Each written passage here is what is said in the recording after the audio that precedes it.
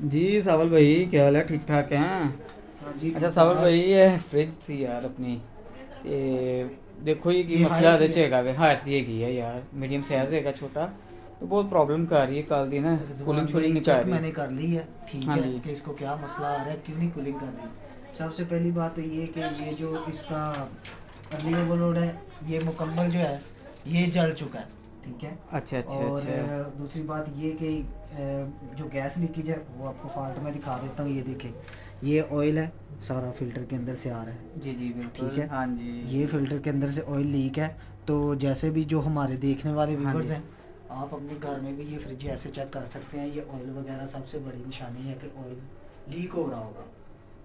दूसरा कंप्रेसर सावल भाई अपना चेक किया तुसी? हाँ जी, कंप्रेसर बिल्कुल ओके है, ठीक है, वर्किंग कंडीशन में है, कंप्रेसर को कुछ नहीं हुआ। ठीक हो गया, तो बाकी अभी आप क्या करने लगे हैं इसके साथ? अभी हम इसका जो है वो लेवल चेंज करेंगे, फिल्टर चेंज करेंगे और इसमें गैस डालेंगे।